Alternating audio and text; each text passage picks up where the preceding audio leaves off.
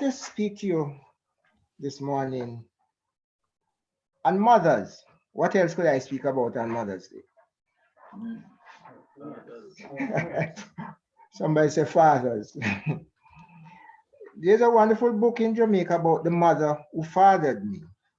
I suggest that if you can Google it, get a copy or get an online reading. The Mother Who Fathered Me. A wonderful book. Our Bible is packed with women who became great mothers. It started in the Genesis story with Eve, who became the mother of all humankind. We have Moses' mother, Jochebed, or Jochebed. We have Anna, the mother of the prophet Samuel. We have the mother of Samson, who incidentally was unnamed. We have Anna, the mother of Samuel the prophet. And closer down, we have Elizabeth, the mother of John the Baptizer, or the Baptist as we commonly call it. And then we have Mary, the mother of Jesus, the text we will explore in a little more. You would believe that with so many noted mothers in the Bible, we should have mother very frequent in the Bible. But here's a statistic. Mothers mentioned at a high, depending on the translation, 150 times, 59 times, and a low of 79 times, depending on your translation. So that's 159 at the high point, 79 at the low point. Father is mentioned at the high point 692 times, and at a low point 352 times, depending on the translation. Anyhow, we can easily say it's the men who wrote the Bible. That would be a good point to start at. It's men who wrote the Bible. But we see that the numbers don't seem to add up in justifying the attention given to our mothers. We read the nativity story concerning the birth of Jesus, who became the Messiah, who we call our way sure.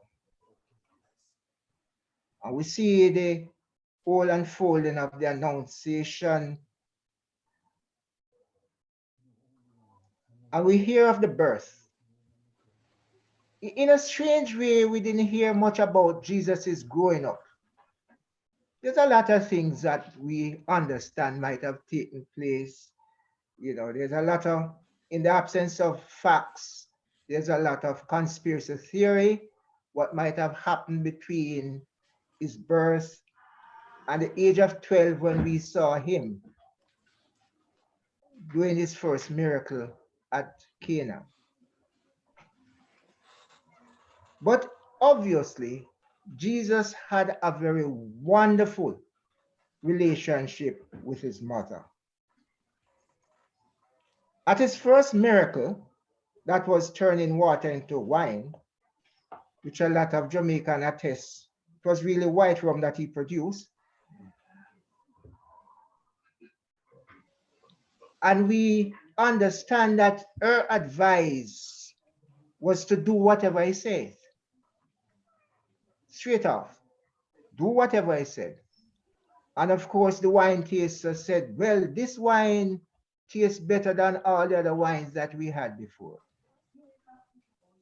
So we see the interaction between Mary and her son, Jesus the Christ, at age 12. Age 12 is significant in a Jewish boy's life because at that point, he's a man.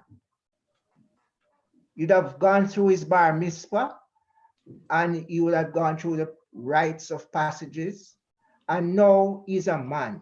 At 12, he's able to marry, and he's able to transact business, and he's able to own property. So we see Jesus at 12 attending this wedding ceremony and performing his first miracle.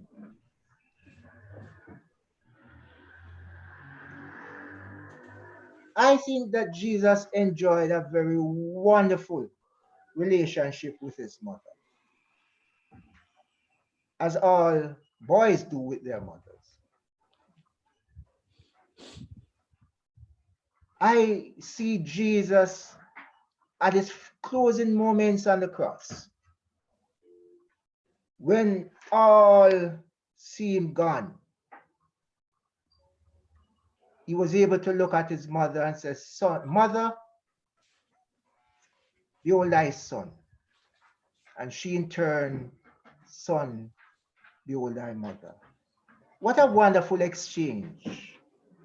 What a wonderful communication at the point of his demise, at the point of his going. He was able to pay homage to his mother. Wonderful relationship they had. And his final word was, "Mother, behold your son." And she said, "Son, behold thy mother."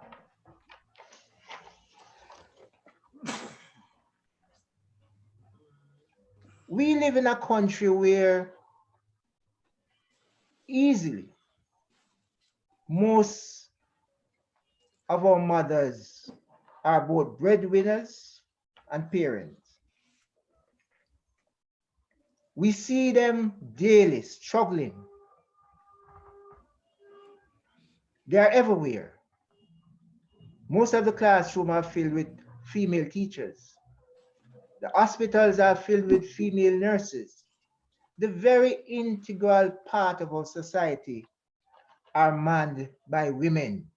And they are now fully involved in the army, the security forces, and playing vital role, bringing a different slant to justice in our country. The classroom is packed with teachers, and we see them bringing a different type of arrangement in our schools. Our children become tender and more caring because this is the nature of the people who teach them, our women. Here at Unity, our Sunday school are led by mostly women, presently are led by all women. And I would like to see maybe some of our men looking at the possibility of being Sunday school teachers. Here we see again the imbalance which the men need to step up to the plate and improve those situations.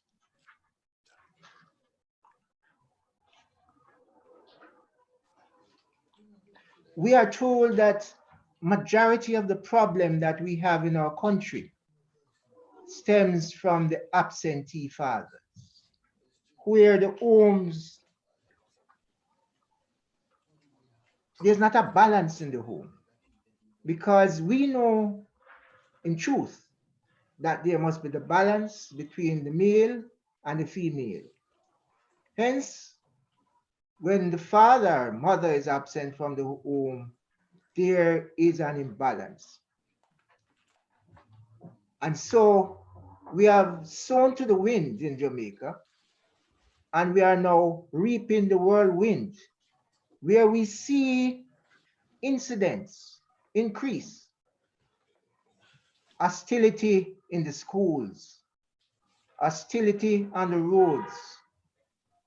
And I dare say a lot of it is by our young men misguided young men who have lacked opportunities in their homes to be exposed to the male figure, the father figure that acts as a balance between the mother, the female. We need, therefore, to look very carefully as we move forward as a nation,